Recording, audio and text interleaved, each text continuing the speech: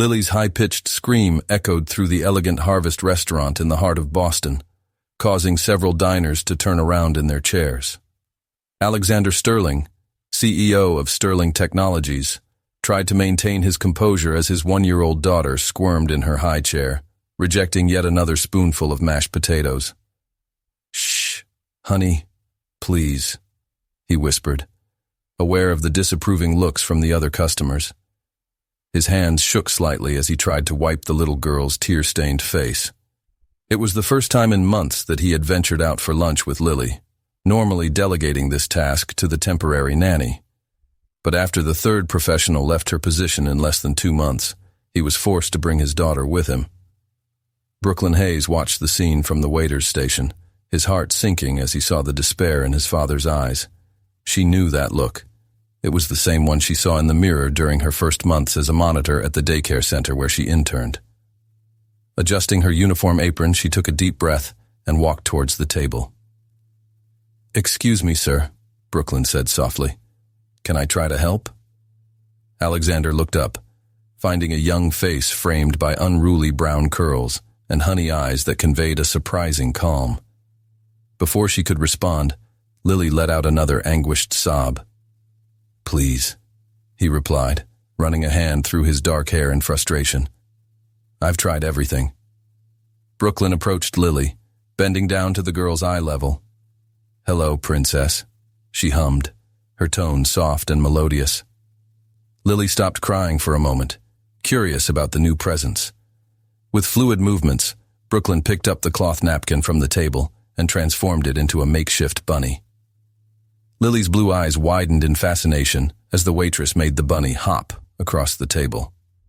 "Look, Mr. Bunny is hungry too," Brooklyn continued, picking up the abandoned spoon. "Shall we show him how to eat?"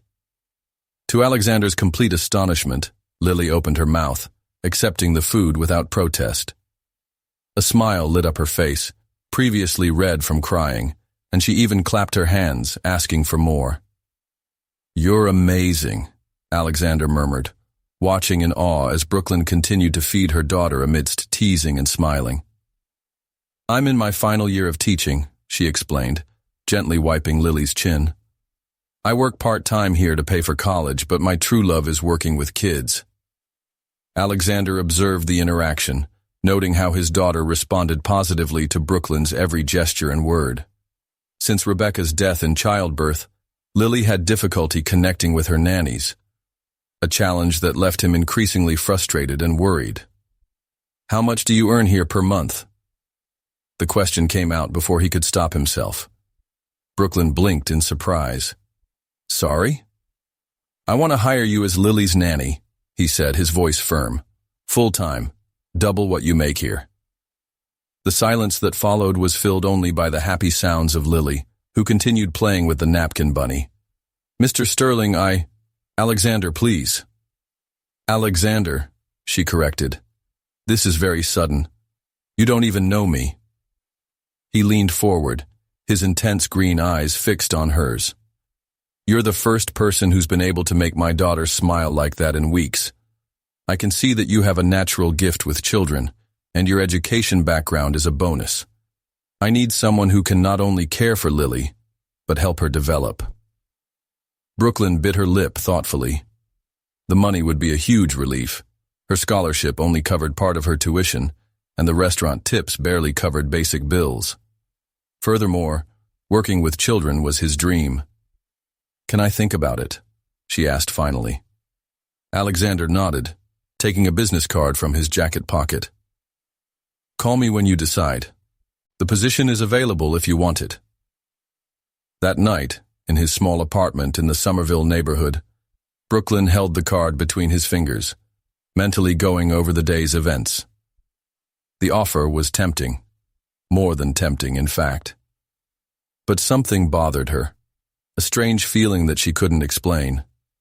Opening her laptop, she typed Alexander Sterling into Google. The headlines began to appear. CEO of Sterling Technologies expands technology empire. Tragedy strikes Sterling family. Wife dies during childbirth. Alexander Sterling, Boston's most eligible widower. His heart stopped when he clicked on one of the photos of the late Rebecca Sterling. The face staring back at her was painfully familiar. The same woman who had mentored her in the college internship program just months before her death. Brooklyn slammed the laptop shut, her mind spinning. How would you explain this to Alexander? Should I mention that I knew his late wife? The implications of this connection were beginning to form in his mind, along with a growing feeling that taking this job could complicate his life much more than simplify it. But when he closed his eyes, all he could see was Lily's radiant smile and the look of gratitude in Alexander's eyes. Maybe, she thought, some complications were worth it. Brooklyn swirled the cup of cold coffee between his hands as he eyed Alexander Sterling's card on his small kitchen table. The morning sun filtered through the window of his Somerville apartment, illuminating the digital newspaper headlines on his tablet about Sterling Technologies and its charismatic CEO. "You're crazy for even considering this," her roommate Madison declared as she poured herself more coffee. "A hot CEO offers you twice your salary to be a nanny, and you're still thinking?" Brooklyn sighed, running his fingers through his tousled curls. "It's not that simple, Maddie. I met Rebecca Sterling." Madison froze with the mug halfway to her mouth. "Like this?" "She was my mentor in the college internship program, just before—" Brooklyn swallowed, the memory still painful. "Before the accident. She was incredible, Maddie. The way she talked about early childhood education, how she believed that each child had unique potential. She was the one who inspired me to pursue pedagogy. And Alexander doesn't know this? No. How could I mention it? Hey, did your late wife happen to be my mentor?" Brooklyn stood up uneasily and began pacing the small space. "Plus, there's the ethical issue. Rebecca knew my family history, things I shared during our mentoring sessions." Brooklyn's phone vibrated. It was a message from the Harvest manager asking if she would take the lunch shift. His stomach tightened as he remembered that his savings would barely cover the next month's rent. "Brooke," Madison said softly, "you're torturing yourself for something that might be a blessing in disguise. Think of little Lily. You saw how she responded to you. Maybe it's not a coincidence. Maybe Rebecca had something to do with it." Madison's words resonated in her mind as she prepared for another day of work. At Harvest, every customer that entered made your heart skip a beat, hoping to see Alexander and Lily again. But they didn't show up. It was during his break that Brooklyn finally made his decision. Sitting in the small employee locker room, she punched in Alexander's card number. "Sterling speaking," the deep voice replied after 2 rings. "Senior Sterling, Alexander. A Brooklyn Hayes, due Harvest." There was a momentary pause. "Brooklyn, I was waiting for your call." "About your proposal." She took a deep breath. "Before I accept, I need to be honest about something." "Proceed." "I met his wife, Rebecca. She was my mentor in college in the educational development program." The words came out hurriedly, as if he was afraid of losing his courage. The silence on the other end of the line seemed endless. "I see," Alexander finally replied, his voice controlled. "That explains your natural ability with Lily. Rebecca has always had a special eye for talent. I didn't mention it before because, well, I didn't know how, and I want you to know that I maintain complete discretion about everything Rebecca shared with me during our sessions." "Brooklyn," Alexander interrupted her gently, "this only increases my certainty that you are the right person to take care of Lily. Rebecca would not trust her knowledge to just anyone." Unexpected tears welled up in Brooklyn's eyes. "So, the proposal still stands?" "More than ever. When can it start?" A week later, Brooklyn stood outside the Sterling's stately Beacon Hill mansion, her battered backpack looking completely out of place against the elegant wrought iron gate. The butler, Harris, led her through hallways decorated with artwork to Alexander's office. "Welcome, Brooklyn," Alexander smiled, standing up from his mahogany desk. Lily played in a nearby playpen and her face lit up when she saw Brooklyn. "Be-bye," Lily cooed, stretching her little arms. Brooklyn felt his heart melt as he picked up the little girl. "Hi, Princess. Did you miss me?" "She hasn't stopped looking for the bunny since that day at the restaurant," Alexander commented, watching the interaction with a soft smile. "Harris will show you your quarters. You will have your own bedroom and bathroom in the east wing, next to Lily's room." As she followed Harris to see the rest of the house, Brooklyn couldn't help but notice photos of Rebecca lining the hallways, always smiling, always radiant. In one of them, pregnant with Lily, her face glowed with the anticipation of motherhood. "I'm going to make you proud," Brooklyn whispered to the photograph. Lily cradled in his arms. "I promise to take care of them as you would like." What Brooklyn didn't know was that from across the hall, Alexander watched her, his heart torn between gratitude for her presence and fear of what this connection to his past could mean for his future. The sound of children's laughter echoed through the hallway as Brooklyn chased after Lily, who was crawling with surprising speed in her unicorn-decorated diaper. 2 weeks had passed since Brooklyn had taken over as nanny, and the Sterling mansion was gradually coming to life with the little one's renewed energy. "I got you, Pixie," Brooklyn exclaimed, lifting Lily into his arms and showering her belly with kisses. The girl laughed, her golden curls bouncing with the movement. Alexander watched the scene from his office door, an involuntary smile appearing on his lips. It was impossible not to notice how their home had changed since Brooklyn's arrival. The once silent hallways were now filled with children's songs and lively conversations. "Mr. Sterling," Harris interrupted his thoughts. "Ms. Lancaster is waiting on the line." Alexander's smile disappeared instantly. Caroline Lancaster, his mother-in-law, called religiously every week to check in on her granddaughter and criticize every decision he made regarding Lily's upbringing. "Caroline," he answered, keeping his tone professional. "How are you?" "Alexander, dear, I just found out from my friends at the club that you hired a babysitter without consulting me." The sharp voice cut the line. "A waitress? Honestly, what were you thinking?" "Brooklyn is a pedagogy student and perfectly qualified," he replied, his jaw tensing. "Besides, Lily adores her." "Lily is just a baby. She doesn't know what's best for her. Rebecca would never approve." "Brooklyn met Rebecca," Alexander interrupted. "She was mentored by her in college." The silence on the other end of the line was deafening.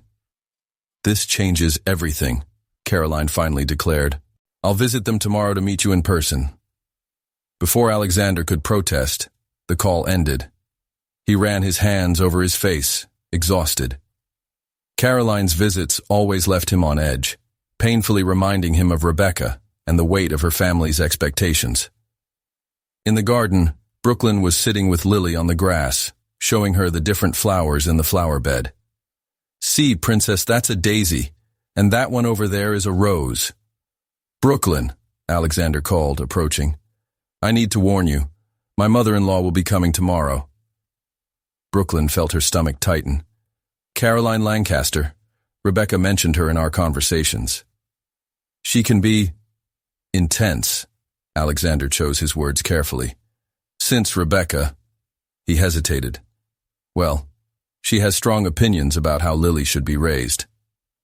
Brooklyn nodded, understanding the complexity of the situation. "Don't worry, I'll make sure everything is perfect." The next morning, Brooklyn woke up earlier than usual. She carefully chose an understated navy blue dress and tied her curls into a sleek bun. When Caroline Lancaster arrived promptly at 10 a.m., the house was spotless, and Lily was dressed in an adorable outfit that Rebecca had chosen before her birth. "So you're the famous Brooklyn," Caroline declared, her shrewd eyes examining every detail of the young woman. "Rebecca talked a lot about you." Brooklyn blinked in surprise. "Did she talk?" "Oh, yes. A promising young woman with a natural gift for child-rearing," were her words. Caroline approached Lily, who was playing calmly with educational blocks. "Interesting that fate brought you here." During lunch, served in the conservatory, Caroline carefully observed every interaction between Brooklyn and Lily, the way the young woman anticipated the child's needs, how she maintained an educational conversation even during meals. how she responded with infinite patience to the little girl's attempts at communication. "You have something of her," Caroline commented softly, when Alexander walked away to take a call. "From Rebecca. The same patient kindness, the same watchful eye." Brooklyn felt tears forming. "She taught me much more than pedagogical theories. She taught me about compassion, about seeing beyond appearances. She told me about her story," Caroline continued, "about how you overcame a difficult childhood in the foster system to pursue your dreams." Brooklyn's blood ran cold. It was a secret few knew, something he had shared with Rebecca during his mentoring sessions. "Please don't tell Alexander," she whispered. "I don't want this to influence—" "Honey," Caroline interrupted, taking her hand. "Rebecca trusted you. And for the first time since I lost her, I see my granddaughter truly happy. Her secret is safe with me." When Alexander returned, he found a scene he never expected. His mother-in-law and Brooklyn talking animatedly about child development techniques, while Lily played happily among them. "Looks like you found Rebecca's match," Caroline commented later, preparing to leave. "Don't let her get away, Alexander." That night, after putting Lily to bed, Brooklyn found Alexander in his office. He was looking at a photo of Rebecca, his gaze lost in memories. "She would be proud," Brooklyn said softly. "How are you taking care of Lily?" Alexander turned, his eyes meeting hers. "You bring her back in a way. Not just for Lily, but," he hesitated, "for all of us." The moment between them was charged with something indefinable, a mixture of gratitude, understanding, and perhaps something deeper that neither of them were ready to name. Brooklyn felt her heart quicken, aware of the weight of the secrets she still held, and the delicate balance she needed to maintain. But looking at Alexander, at the way the office light softened his normally serious features, she wondered if maybe, just maybe, some risks were worth taking. October arrived in Boston, bringing an explosion of autumnal colors to the gardens of the Sterling mansion.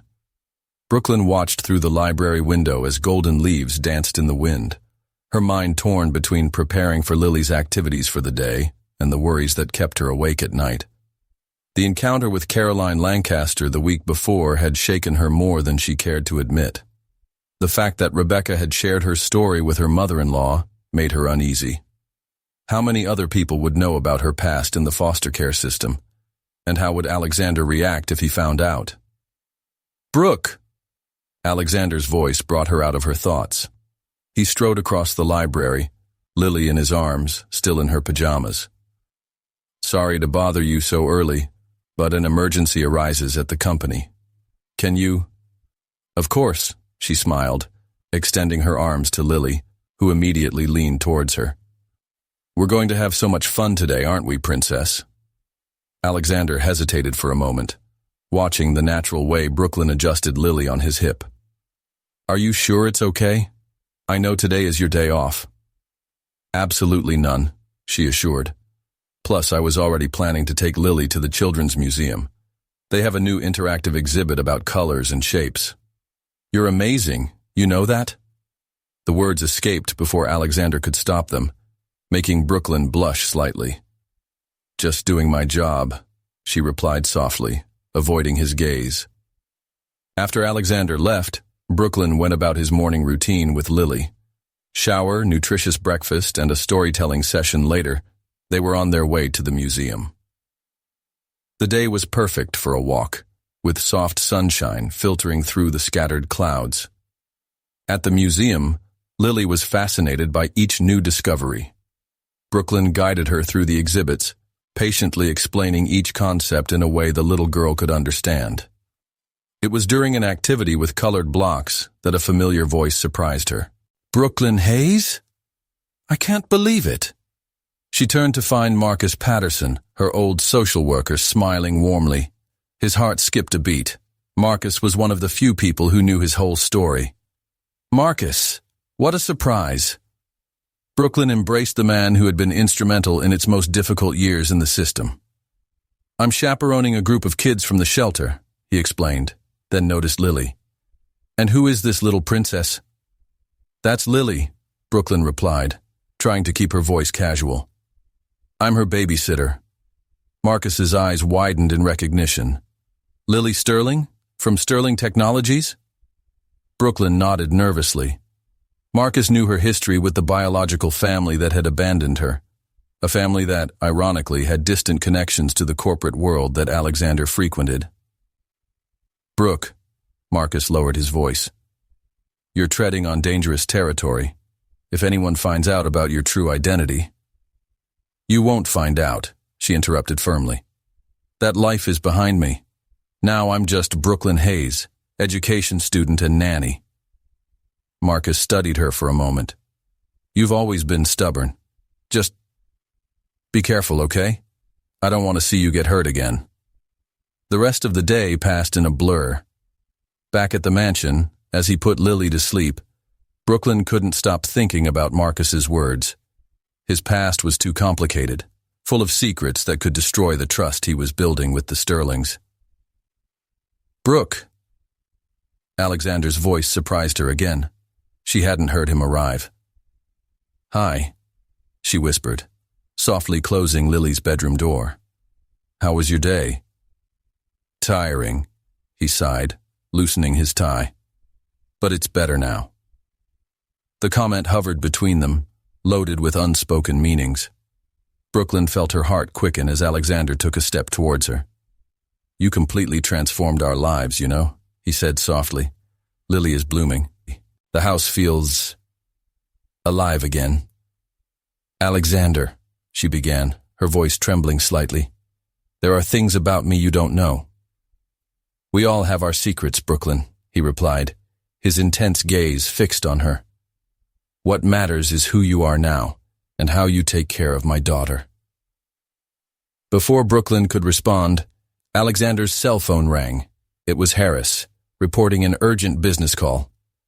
The moment was broken, but something had changed between them. Later, in his room, Brooklyn opened his memory box, a small trunk where he kept the few belongings from his childhood. Among them, a yellowed newspaper clipping with the headline, Missing Hayes Heiress, 20 Years Without Answers.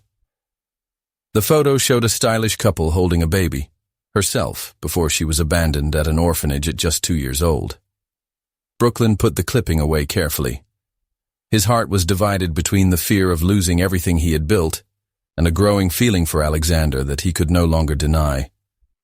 How could he continue to protect his heart when he was already so dangerously close to giving himself away? The soft sound of lullaby music coming from Lily's room comforted her. For now, he decided he would just focus on the present, on the little girl's smiles, on the sunny mornings in the garden, and on the increasingly frequent looks that Alexander gave her when he thought she wasn't noticing. The future, with all its secrets and possibilities, would have to wait. The November wind whipped through the windows of the Sterling mansion as Brooklyn organized a stack of documents on his desk. Among them, his forged birth certificate, a constant reminder of how his life was built on half-truths. Meeting Marcus at the museum had awakened old ghosts that she preferred to keep dormant. A joyful scream from Lily echoed down the hall, followed by Alexander's low chuckle. Brooklyn quickly put the documents away in her locked drawer and went to investigate. He found father and daughter on the living room floor, surrounded by scattered pillows and toys. Look who decided to join the party.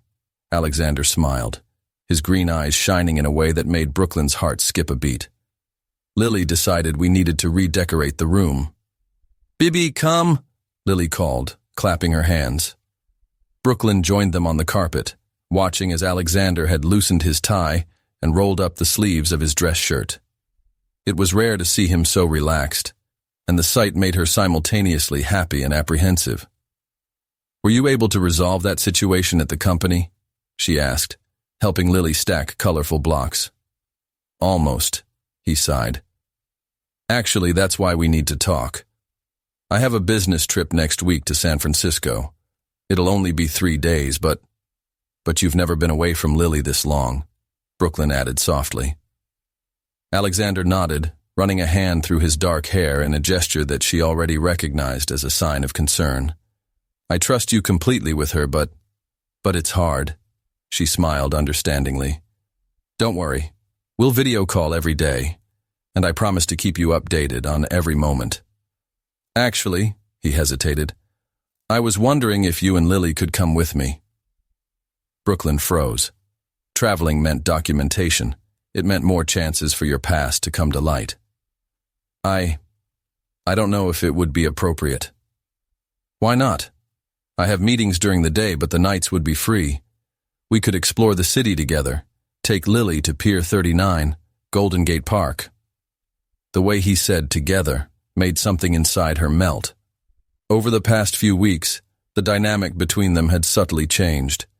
It was the little moments, a shared coffee on quiet mornings, late conversations in the office after Lily was asleep, glances that lasted a second longer than necessary. Alexander, she began cautiously. People can talk. Let them talk, he replied with an intensity that surprised her. Brooklyn, you've become so much more than just Lily's nanny. You've brought life back to this house, to us. At that moment, Lily knocked down her tower of blocks, breaking the tension of the moment with her laughter. Brooklyn took advantage of the distraction to reorganize his thoughts. Okay, she agreed finally. We're going to San Francisco. The following days were a whirlwind of preparations. Harris helped with the bags while Brooklyn planned suitable activities for Lily during the trip. But his mind was torn between the excitement of the trip and the constant fear of exposure. The night before leaving, after putting Lily to bed, Brooklyn found Alexander on the terrace, gazing at the lights of Boston. Penny for your thoughts, she said softly, moving closer. I was thinking about Rebecca, he admitted, surprising her with his honesty. How she would love San Francisco. She always talked about taking our baby to see the seals on the pier. Brooklyn felt her heart sink. I'm sorry. Maybe we shouldn't. No, he interrupted gently, turning to face her. It's exactly what we should do. Rebecca always said that life is for the living. And for the first time since I lost her, I feel like I'm truly living again. Their eyes met, and Brooklyn felt the air between them charged with unspoken possibilities. Alexander took a step towards you, his hand lightly brushing your arm. Brooke, he whispered, there's something between us that I can no longer ignore. The moment was interrupted by Lily crying through the baby monitor. Brooklyn backed away, his heart beating wildly. I should... Yes, of course, Alexander nodded, running a hand over his face. Good evening, Brooklyn. Later, in her room, Brooklyn stared at her open suitcase, where she had carefully hidden her real documents. San Francisco represented both promise and danger. How could she allow herself to fall in love with Alexander when every day was an elaborate lie? But looking at the photo of Lily on her nightstand, smiling with her golden curls so much like Rebecca's, Brooklyn knew it was already too late. His heart no longer belonged to her alone, and perhaps it never would again. The question was, how long could she keep her secrets before everything fell apart? The Sterling Technologies private plane touched down in San Francisco at precisely 9:43 a.m. Brooklyn watched through the window as the bay's signature fog lifted, revealing the city's iconic contours. Lily slept peacefully in his lap, oblivious to the storm of emotions that stirred her nanny's heart. We've arrived at the Fairmont, Alexander announced as the limo pulled up to the luxurious Nob Hill Hotel. Brooklyn tried not to show her discomfort when the concierge addressed her as Ms. Sterling, an understandable mistake, but one that only intensified her guilt. The presidential suite occupied the entire top floor, with panoramic views of the bay.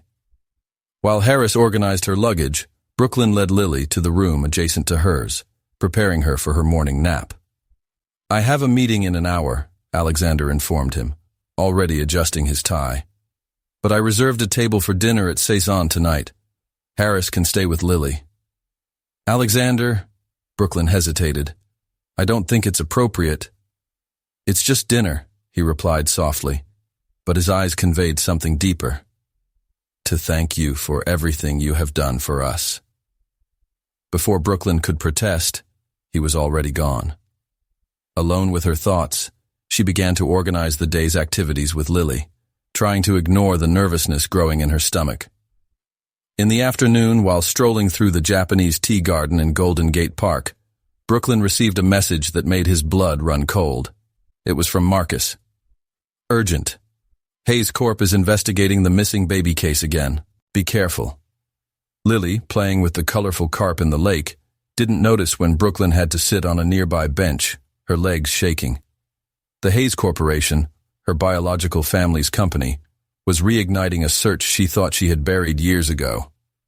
"Bye-bye, fish," Lily pointed out excitedly, bringing Brooklyn back to the present. "Yes, darling," she forced a smile, putting away her cell phone. "They're beautiful, aren't they?" Back at the hotel, Brooklyn faced another dilemma. The black dress she had brought for special occasions seemed simultaneously appropriate and inappropriate for a dinner with her employer. After an hour of deliberation, she opted for an elegant navy blue silk midi skirt and blouse set, sophisticated but not suggestive. Saison, with its soft lighting and intimate atmosphere, made Brooklyn feel even more aware of the fine line she was about to cross. Alexander was already waiting for her at the bar, his perfectly tailored dark suit highlighting his imposing figure. "You look stunning," he commented, pulling out his chair. The conversation flowed naturally over dinner, transitioning from stories about Lily to shared memories of the past few months.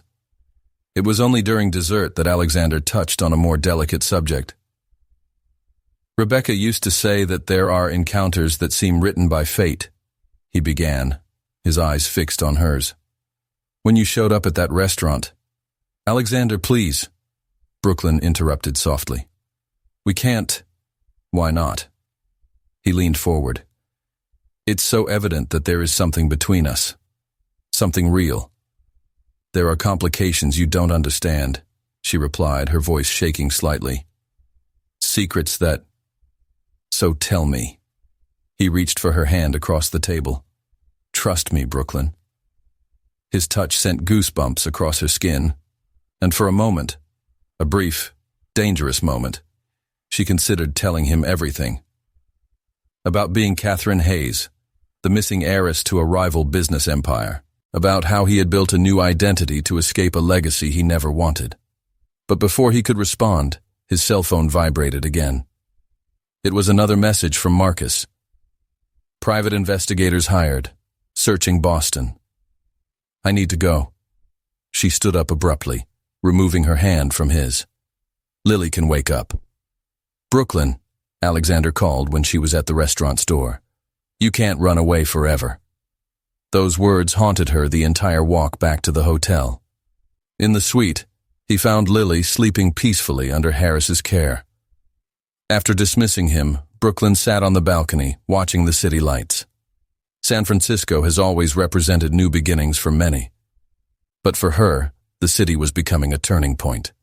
A moment when she would need to choose between the safety of her secrets and the promise of something true with Alexander. When he returned hours later, Brooklyn had already made his decision.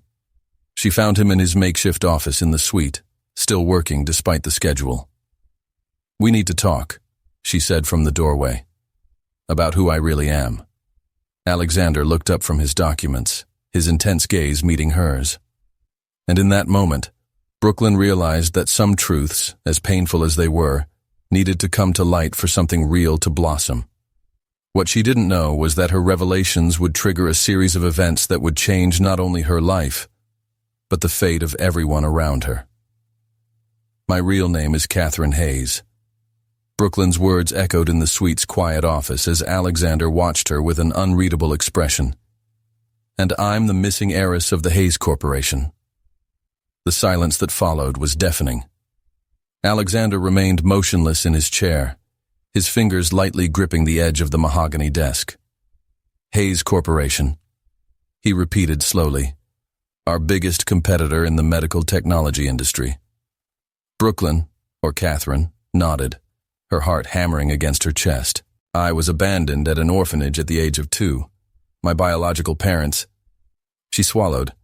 "Richard and Margaret Hayes claimed I had been kidnapped. They began a nationwide search that lasted years."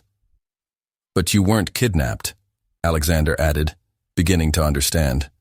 No. I found out years later, through old documents, that they left me at the orphanage because... His voice trailed off momentarily. Because they discovered I had a congenital heart condition. They wanted the perfect heir to their empire. Alexander stood up abruptly, walking to the window that offered a panoramic view of the lights of San Francisco. Why are you telling me this now? Because the Hayes Corporation has reopened the investigation, she replied, her hands shaking slightly. And because I can't keep lying to you. Not when...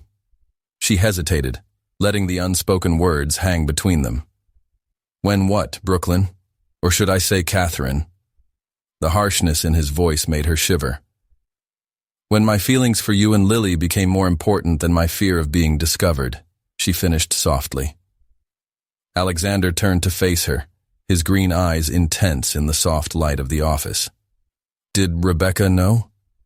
Yes, Brooklyn admitted. That's why she became my mentor. She discovered my identity during the internship program but promised to keep my secret. Tears began to form in her eyes. She helped me believe that I could be more than my past. A soft cry from the next room interrupted the conversation. Lily had woken up. On instinct, Brooklyn moved towards the door, but Alexander stopped her with a gesture. Wait, he said, his voice softer now. Harris can take care of her for a moment. We need to finish this conversation.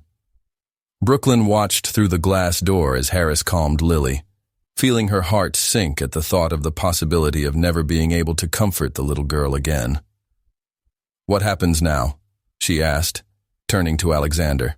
Now you tell me everything, he replied, indicating the sofa in the corner of the office, from the beginning. Over the next hour, Brooklyn revealed every detail of her story, how she discovered the truth about her abandonment, how she built a new identity with Marcus's help, how Rebecca became her protector and confidant. She said some families are chosen, not born, Brooklyn concluded, wiping away a tear. She was the one who inspired me to work with children, to want to make a difference in their lives. Alexander remained silent for long moments, processing all the information. Finally, he leaned forward, his eyes meeting hers. Why not claim your inheritance? You could have it all. Brooklyn let out a bitter laugh. All what? A family that discarded me because I wasn't perfect? An empire built on lies? She shook her head. I'd rather be Brooklyn Hayes, the nanny Lily loves, than Catherine Hayes, the rejected heiress. What if the investigation finds you? Then I will face the consequences, she replied with a determination that surprised even herself. But I can't live in fear anymore. A pensive silence filled the room, broken only by the distant sounds of the city outside and Lily's occasional laughter with Harris. Rebecca always said there are no coincidences. Alexander finally spoke, his voice thick with emotion. Maybe she brought us together for a reason. Alexander, Brooklyn began, but he gently interrupted her. You're not the only one with secrets, Brooklyn, he said, standing up to grab a folder from his briefcase. Sterling Technologies is developing a new minimally invasive heart surgery procedure, a procedure that could have saved lives, including yours, if it had existed when you were a child. Brooklyn took the folder with shaking hands, his eyes scanning the technical documents. That's why Hayes Corporation is so interested in partnering with you. And that's why your story is even more significant, Alexander added. You're not just Catherine Hayes or Brooklyn Hayes. You're both, and maybe that's exactly why you can make a difference.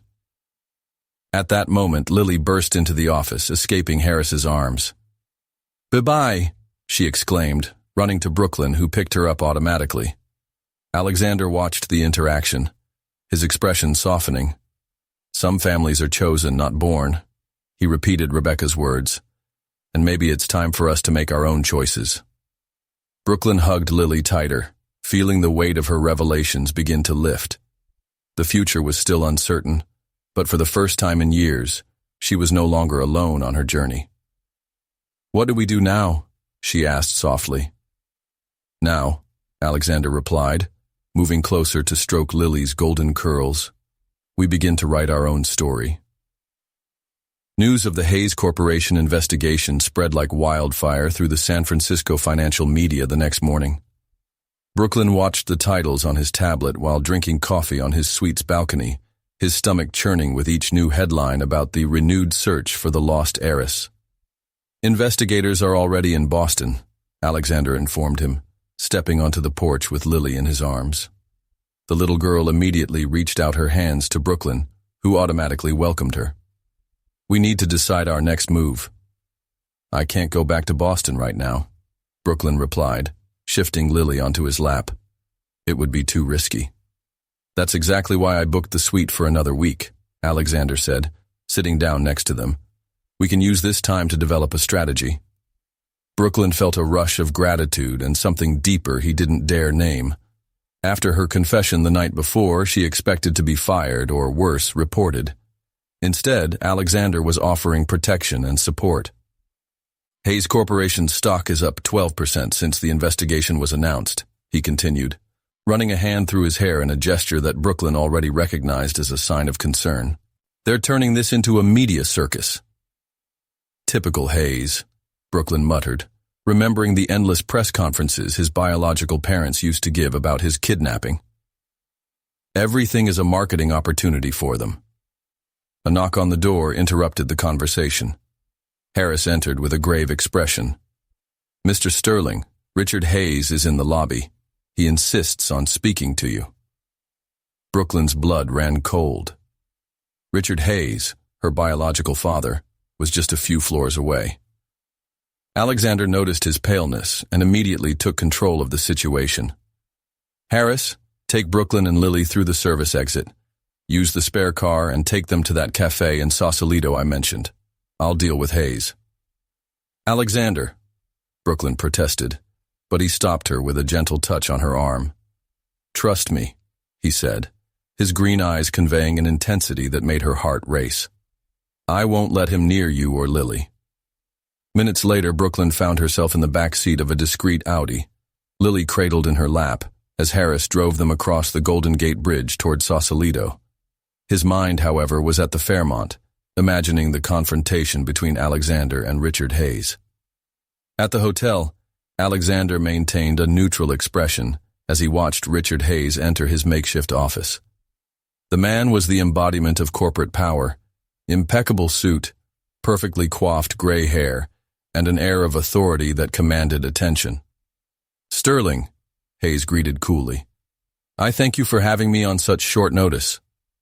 Let's cut to the chase, Hayes, Alexander replied, indicating a chair. Why are you here? Reliable sources have informed me that you may have information about my daughter, Hayes stated, his calculating eyes studying Alexander's every reaction. Catherine Hayes, Alexander repeated calmly.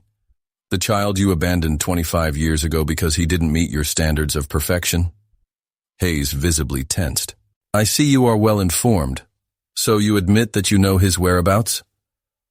What I do know, Alexander leaned forward, is that you are using the search for your daughter as a publicity stunt to boost your company's stock ahead of the possible merger with Sterling Technologies.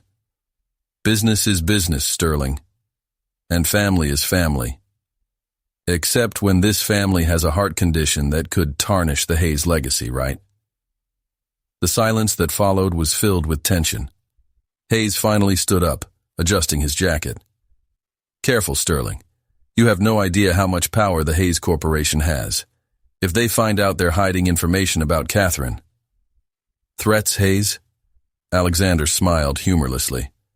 Maybe we should discuss this at a press conference. I'm sure the journalists would love to know the real reason why Catherine disappeared. In Sausalito, Brooklyn tried to maintain his composure while feeding Lily at the charming beachfront cafe. Harris kept a discreet guard at a nearby table, his eyes alert for any suspicious movement. His phone vibrated. It was a message from Alexander. Hayes has left. It's safe to return. We have a lot to talk about. Back at the Fairmont, Brooklyn found Alexander in his office, tension evident in his shoulders.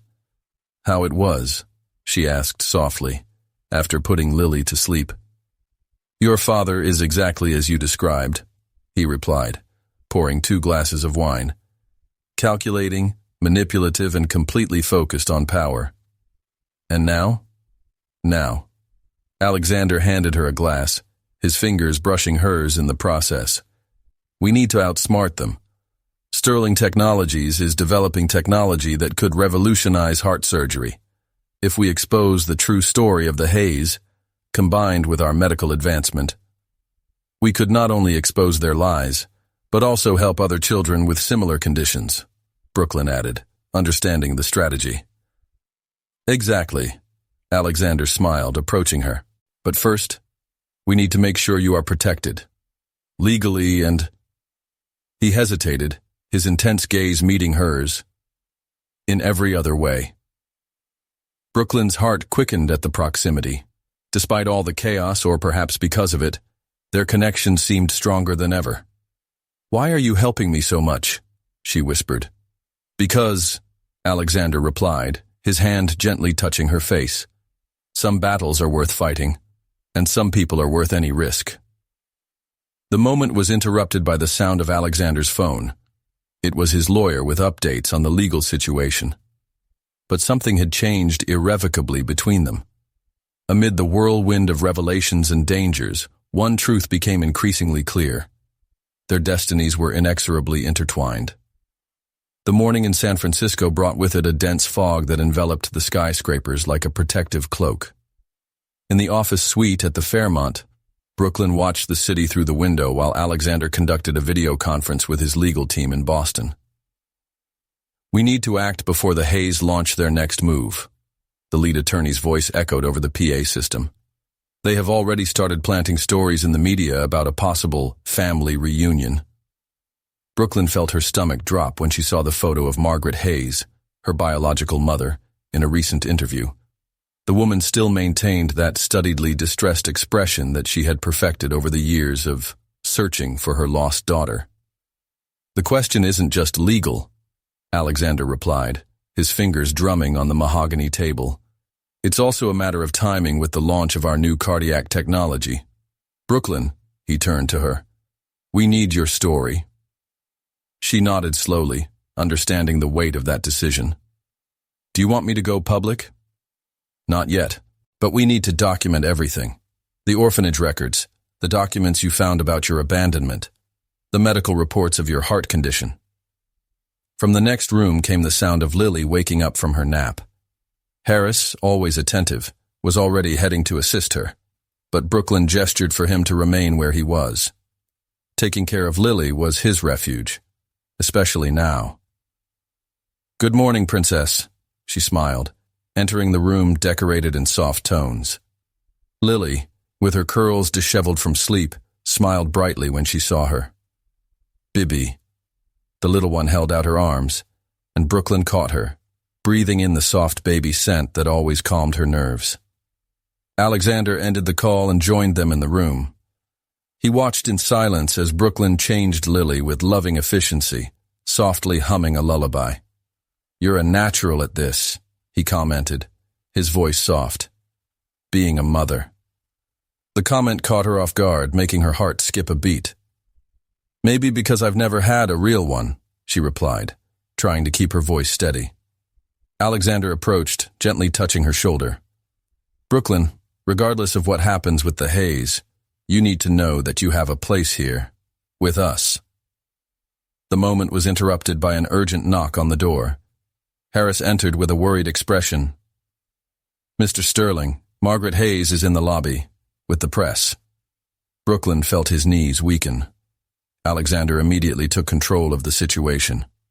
Harris, activate security protocol. Brooklyn, only take the essentials. Let's use the service exit. Where to? She asked, already taking the bag with Lily's documents. I have a house in Marin County. Nobody knows about it, not even the board of directors at Sterling Technologies. 20 minutes later, they were in an armored SUV, crossing the Golden Gate Bridge in the lingering fog. Lily slept peacefully in her seat, oblivious to the unfolding drama. How did she find me? Brooklyn asked, breaking the tense silence. They probably have informants at the hotel. Alexander replied, his jaw tense. The Hayes have always been good at buying loyalties. The Marine County home proved to be a stylish contemporary build, partially hidden by a grove of redwood trees. Floor-to-ceiling windows offered stunning views of the bay, while the minimalist design created an atmosphere of calm. Rebecca and I bought this place as a getaway, Alexander explained as he led Brooklyn and Lily through the countryside. No one other than Harris knows of its existence. Brooklyn felt the weight of that revelation. He was sharing not just a hiding place, but an intimate part of his life with Rebecca. After settling Lily into one of the bedrooms, Brooklyn found Alexander on the balcony, his profile silhouetted against the sky that was beginning to lighten. "Why are you risking so much for me?" she asked, the question that had been haunting her thoughts. Alexander turned to face her, his green eyes intense in the soft evening light. "Because you deserve justice. Because Lily needs you. And because—" He hesitated, taking a step towards her. "Because I can't imagine our life without you in it." The air between them seemed charged with electricity. Brooklyn felt her heart quicken when Alexander lifted his hand to touch her face, his thumb gently tracing her cheek. "Alexander," she whispered, "this is dangerous." "All life is dangerous, Brooklyn," he replied, his voice hoarse. "But some risks are worth it." Before he could respond, Alexander's cell phone rang. It was his lawyer again. The moment was broken, but something fundamental had changed between them. That night, after Lily finally fell asleep, Brooklyn lay awake in her room, watching the distant city lights through the trees. Somewhere out there, Margaret Hayes was probably giving emotional interviews about her lost daughter. But here, in this refuge among the redwoods, Brooklyn was beginning to believe that maybe, just maybe, he had found the family he always wanted. The challenge would be keeping this family together while facing the storms that were sure to come. The sound of hurried footsteps echoed through the halls of the Marin County home as Brooklyn rushed to answer the phone. It was Marcus, and his voice was shaking with urgency. "The Hayes hired a forensic team to examine the orphanage's records," he reported without preamble. "They are close to discovering the connection with their new identity." Brooklyn felt the ground disappear beneath his feet. Through the living room window, I could see Alexander playing with Lily in the garden, the Californian afternoon sun creating a golden halo around them. The domestic scene made his heart sink. How much longer could he protect this new life he had built? "How long do we have?" she asked, her voice firmer than she felt. 2, maybe 3 days tops. "Brooke, they also found out about your heart surgery in Boston. The one Rebecca helped organize." The mention of Rebecca's name brought back a rush of memories. The surgery had been a milestone in his life. Not only did it save his failing heart, but it also solidified his connection with the woman who would become his mentor and protector. "Marcus, I need a favor," Brooklyn said, a plan starting to form in his mind. "Those documents Rebecca left with you. The Hayes Corporation's records? Brooke, you know how dangerous that is. More dangerous than letting them destroy everything I built?" She watched Alexander lift Lily into the air, the little girl's laughter echoing through the garden. "I need these documents. Today." After hanging up, Brooklyn found Alexander in his makeshift office, Lily sleeping peacefully on the couch nearby. The setting sun painted the sky in shades of pink and gold, creating an almost surreal atmosphere for the conversation they needed to have. "Rebecca left evidence," she began without preamble, causing Alexander to look up from the documents he was analyzing. "About the unethical practices of the Hayes Corporation. About how they hid cases similar to mine, children rejected for not meeting family standards." Alexander slowly stood up, his green eyes fixed on her. "Why didn't she ever mention it?" "Because I've been waiting for the right moment. The heart technology you're developing. Rebecca was working on it when we met. She knew one day the stories would connect." A heavy silence filled the room, broken only by Lily's soft breathing. Alexander approached the window silhouetted against the burning sky. "The Hayes are close to discovering your identity," he stated, rather than asked. "Yes." Marcus just warned me. Brooklyn approached him, his heart beating wildly. Alexander, I need you to understand something. What I feel for you and Lily is real. More real than any heirloom or family name. He turned to face her, his eyes conveying an intensity that made her breath hitch. I know, he replied softly, his hand finding hers. And that's what we're going to fight for. The moment was interrupted by Harris, who hurriedly entered the office. Mr. Sterling, Dr. Chen is here. Brooklyn raised a questioning eyebrow. Alexander smiled slightly. I called our head of research and development. If we're going to expose the haze, we need to make sure our technology is ready for presentation. Dr. Chen, a middle-aged woman with discerning eyes behind thin-rimmed glasses, greeted Brooklyn with a knowing wave. So you're the inspiration behind the Phoenix Project, she commented, pulling out a folder from her briefcase. Rebecca talked a lot about you. The next few hours were dedicated to reviewing data, protocols, and test results. The technology developed by Sterling Technologies would not only revolutionize heart surgery, but also make the treatment more affordable, a direct contrast to the elitist practices of the Hayes Corporation. We can go public in 48 hours, Dr. Chen concluded, organizing her documents. The question is, are you ready to tell your story? Brooklyn looked at Lily, still asleep, then at Alexander, who was watching her with a mixture of concern and admiration. I have no choice, she replied.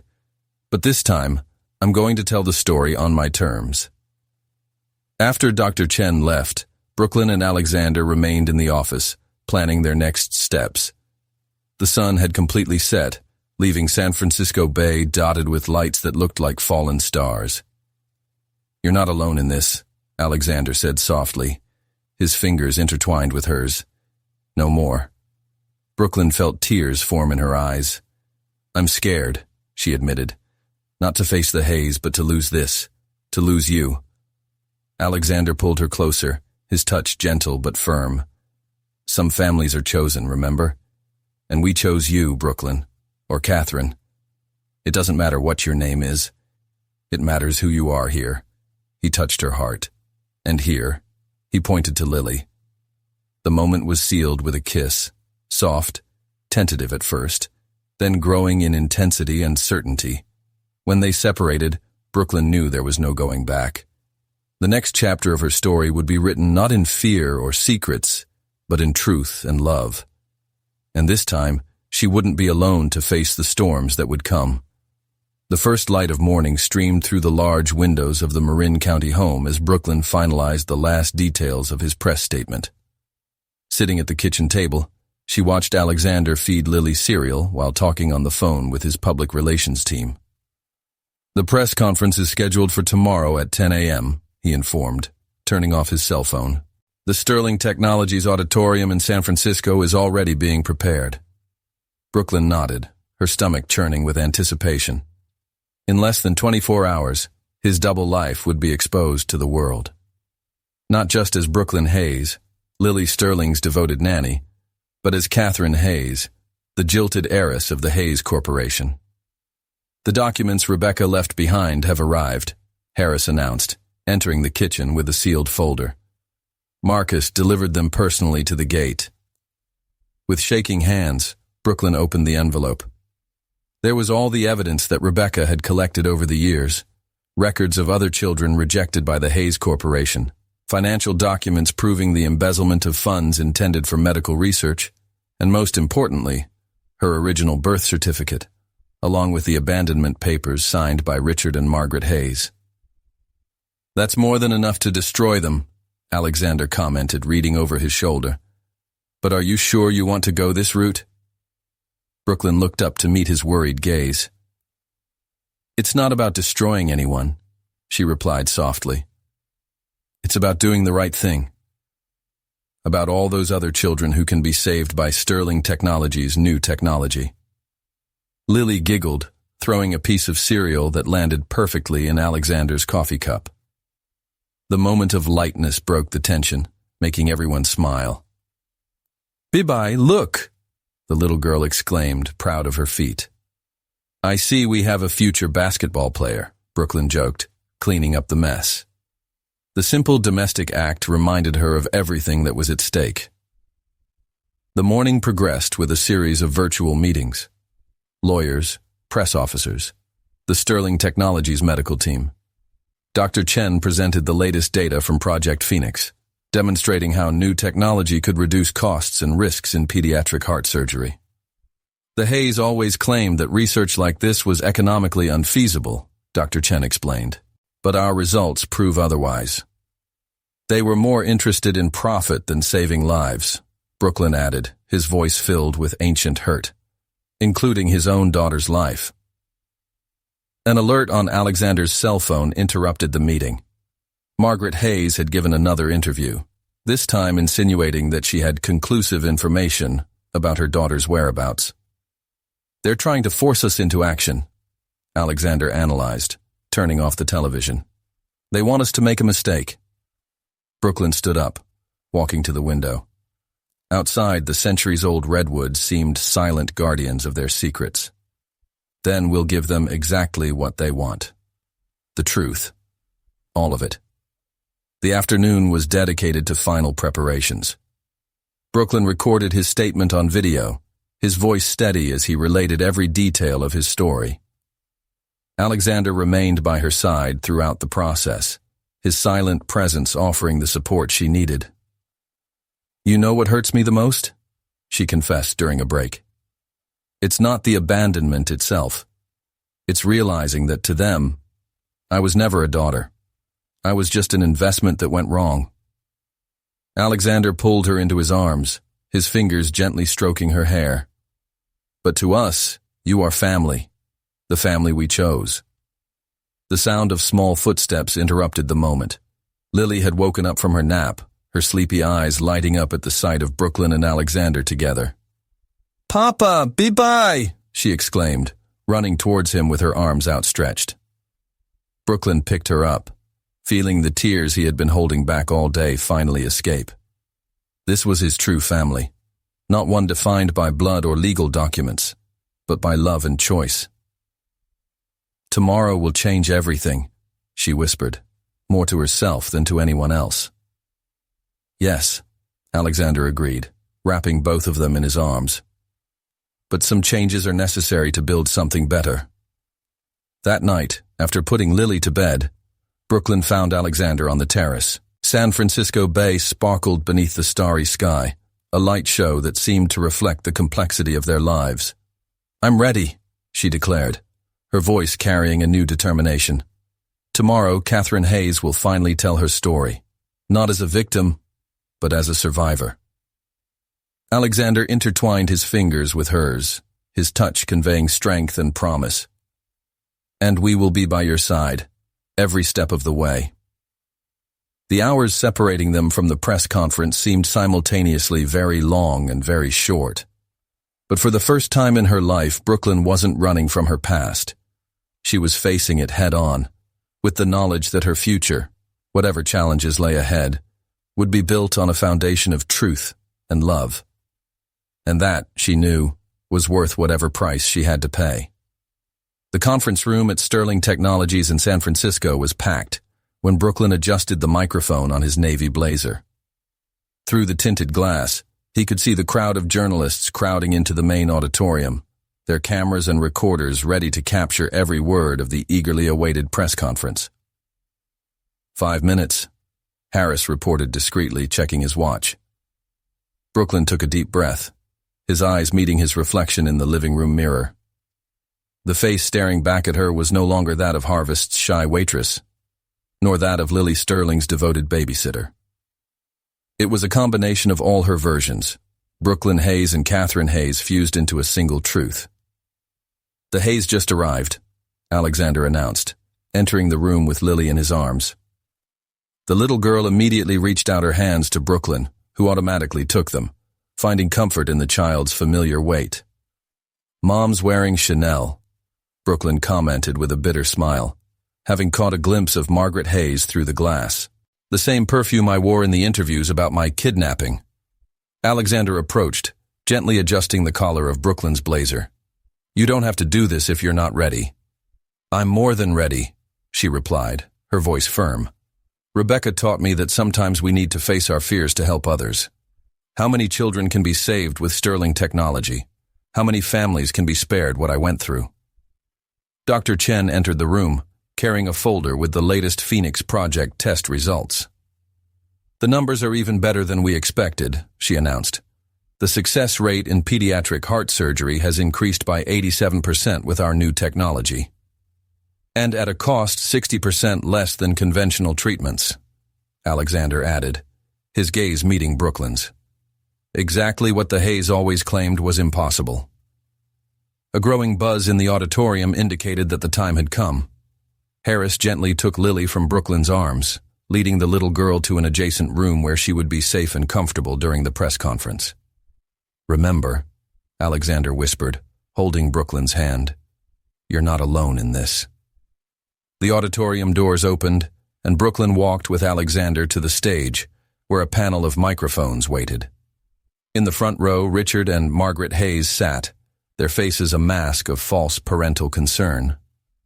Good morning, Brooklyn began, his clear, steady voice echoing over the sound system.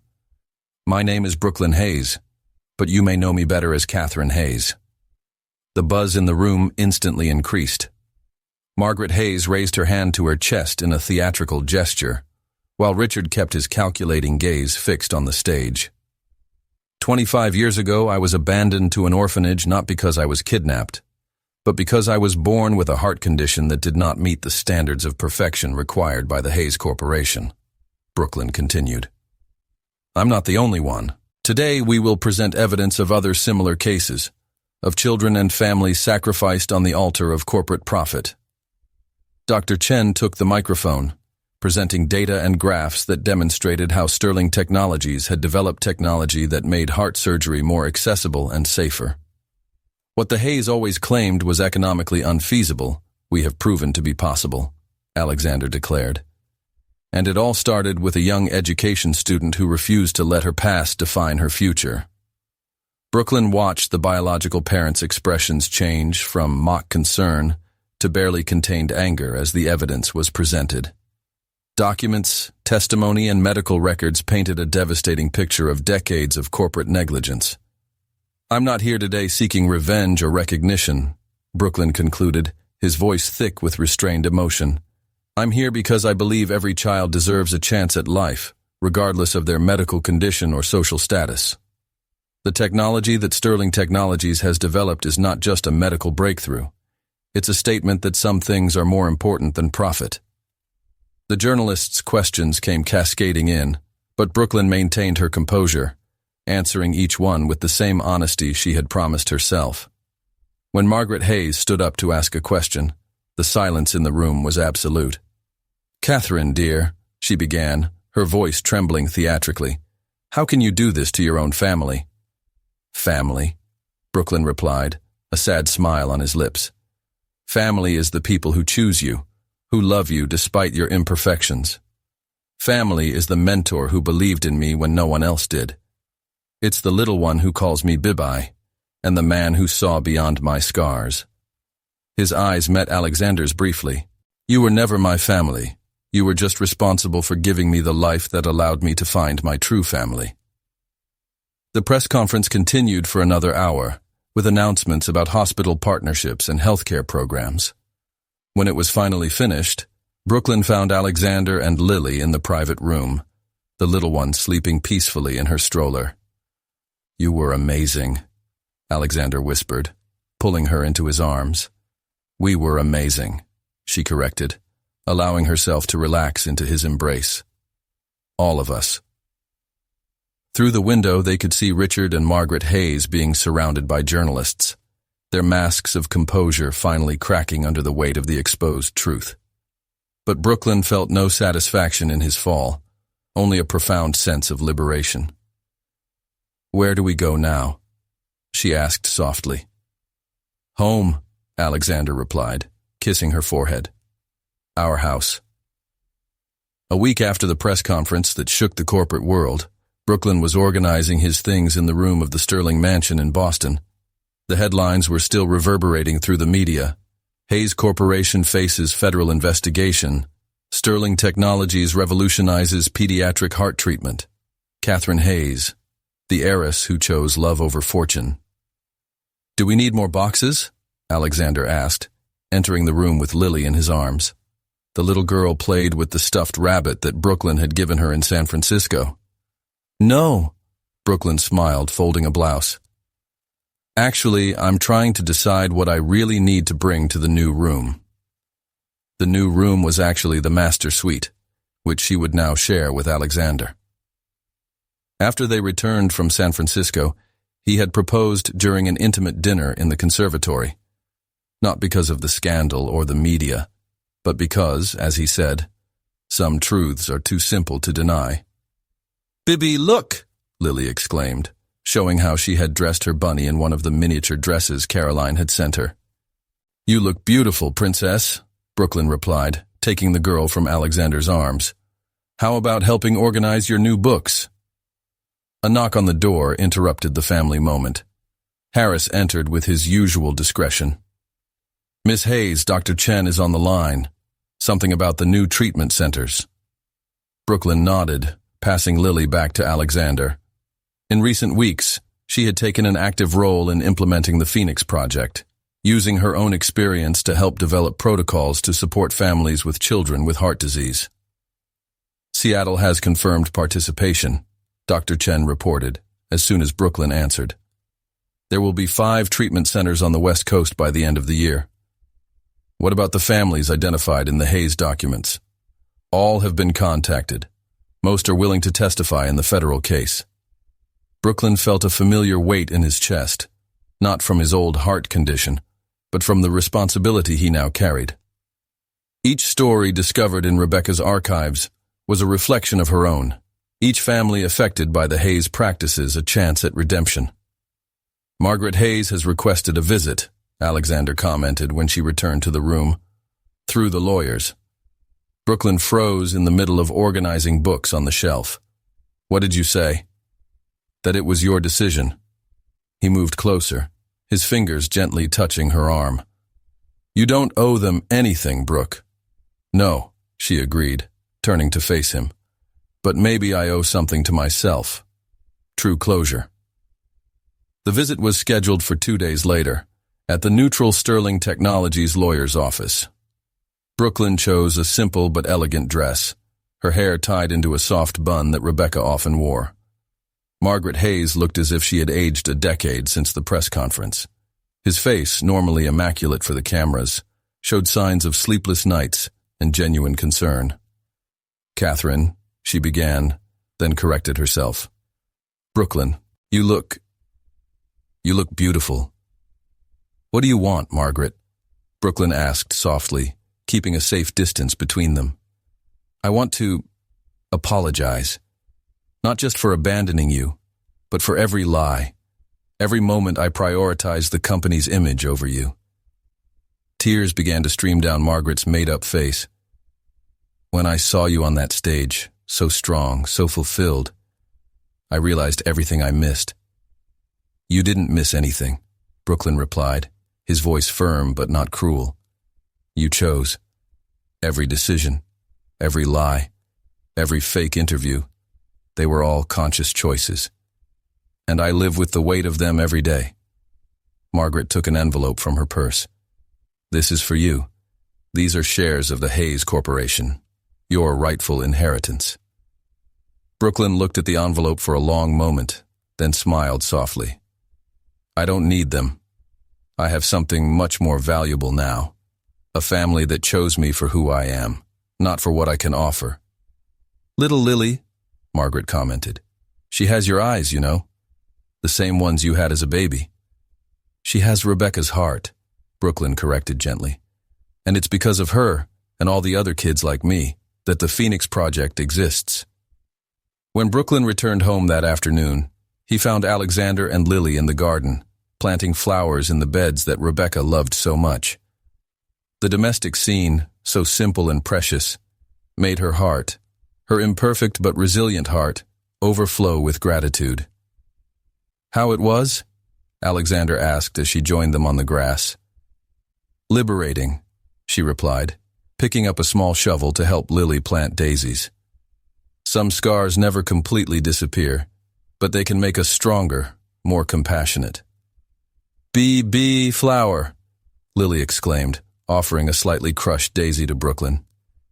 "It's perfect, Princess," Brooklyn smiled, placing the flower behind the little girl's ear.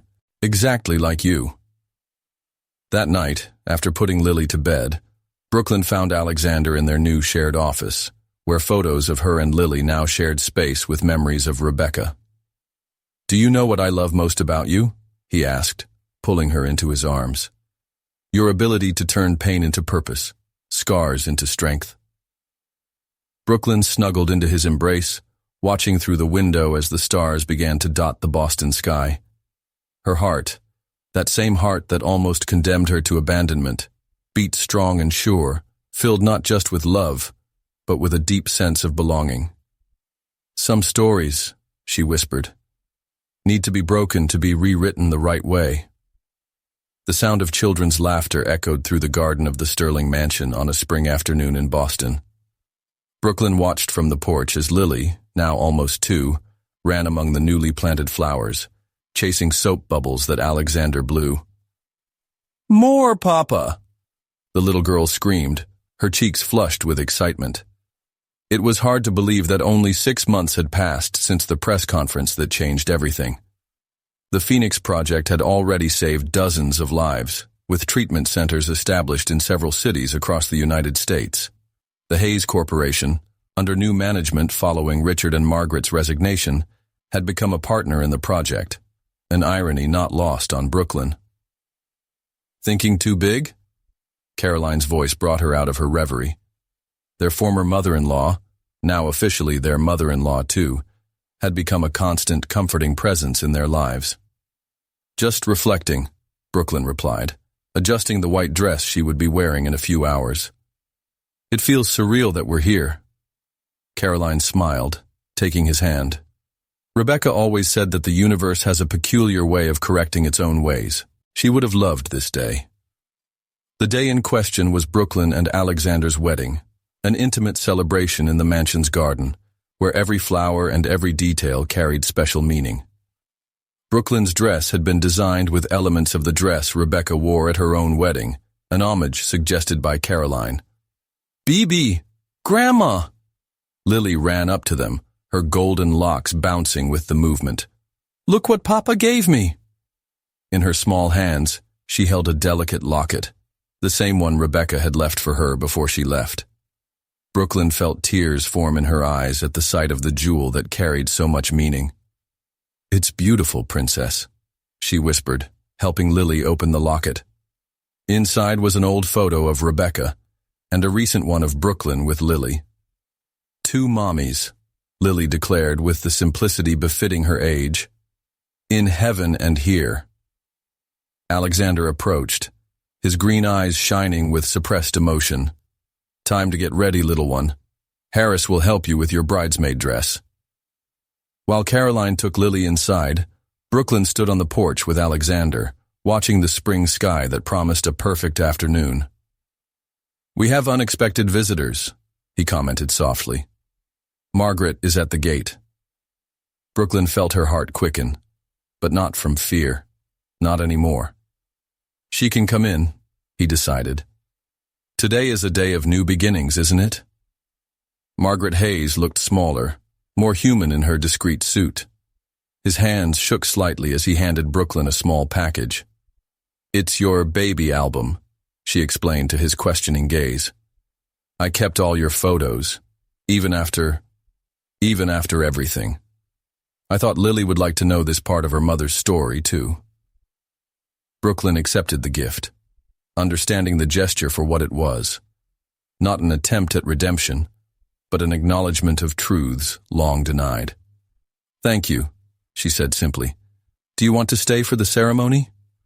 Margaret shook her head, a sad smile on her lips. "Some bridges need more time to be rebuilt, but maybe one day." The afternoon progressed with final preparations. In the master bedroom, While Caroline helped with the final details on the dress, Brooklyn opened Margaret's album. Among the yellowing pages, he found not only his own baby photos, but newspaper clippings about his academic achievements as Brooklyn Hayes. His biological mother had secretly followed his life from a distance. "Ready?" Caroline asked softly, adjusting her veil. Brooklyn looked at herself one last time in the mirror. The reflection showed not just the radiant bride, but all the versions of her that brought her here. The abandoned child, the determined student, the dedicated nanny, the woman who had finally found her place. The garden ceremony went exactly as they had planned. Lily, looking flawless in her bridesmaid dress, scattered rose petals along the path. Alexander waited at the makeshift altar, his emotions clearly visible on his face as Brooklyn walked towards him. Among the guests, Brooklyn recognized faces that marked her journey. Marcus, who helped her build her new life. Dr. Chen, whose dedication to the Phoenix Project saved lives every day. Harris, who had become much more than a butler for the Sterling family. Love, the celebrant began, is not just about finding the right person, but about becoming the right person. It's about daily choices, about building bridges where there were once walls, about turning scars into stories of overcoming. Votes were exchanged with voices choked with emotion. When Alexander placed the ring on her finger, right next to the engagement ring that had belonged to Rebecca, Brooklyn felt like a circle had come full circle. "Some families are chosen," she quoted in her vows, her words carrying the weight of all the truths finally revealed. "And I choose you, today and always." The reception that followed was a celebration not just of love, but of the resilience of the human spirit. Lily fell asleep in Caroline's arms as the guests danced under the soft light strung between the trees in the garden. "Happy?" Alexander asked, leading Brooklyn in a slow dance. "Complete," she corrected, resting her head on his shoulder. "As if every moment of my life, even the most painful ones, had guided me here." Above them, the first stars were beginning to appear in the Boston sky. Somewhere, Brooklyn knew, Rebecca was smiling. His legacy lived not just in the Phoenix Project or the lives saved, but in the love he had helped cultivate, a love that transcended names, pasts, and even death itself. The future still held challenges, of course, but now Brooklyn would face them not as Catherine Hayes or Brooklyn Hayes, but simply as herself, wife, mother, and most of all, a woman who has learned that the best stories are those written with truth, courage, and unconditional love.